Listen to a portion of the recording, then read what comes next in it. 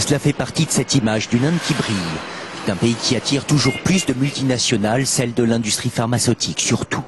Usine de médicaments mais aussi tests cliniques. Brijesh Regal a fondé cet établissement en banlieue de Delhi il y a une dizaine d'années. Ici on ne fait que des tests de médicaments sur des cobayes humains. Dûment informés, consentants et rémunérés, ces patients indiens triés en fonction de leur pathologie vont essayer ces médicaments que l'on trouvera, s'ils sont approuvés, sur les étagères de nos apothicaires. Nous avons en Inde un nombre important de patients et virtuellement toutes les maladies. Pour avoir un tel panel en Occident, il vous faudrait recruter dans quasiment tous les pays européens.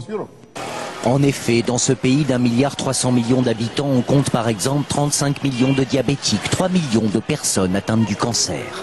C'est paradoxalement un des atouts. Avec 700 000 lits d'hôpitaux et un coût réduit, la force d'attraction de l'Inde semble irrésistible, mais il y a un revers de la médaille. Fatima s'est prêtée aux tests médicaux pour une pilule contraceptive. Depuis, tout va mal. Étourdissement, vomissement, elle s'est tournée vers cette ONG qui défend le sort de nombre de ces femmes, cobayes humains. Si j'ai fait ces tests, c'est pour pouvoir nourrir mes enfants. Mais je ne le referai jamais, parce que ce que j'ai gagné, je le dépense aujourd'hui pour me soigner.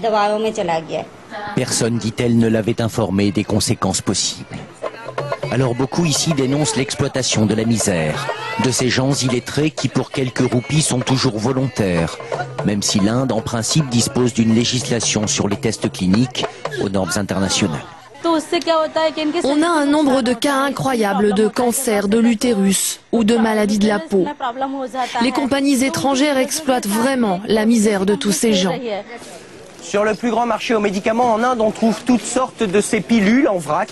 L'industrie pharmaceutique est littéralement en train d'exploser dans ce pays. À l'heure actuelle, 400 tests cliniques sur des cobayes humains sont en train d'être effectués.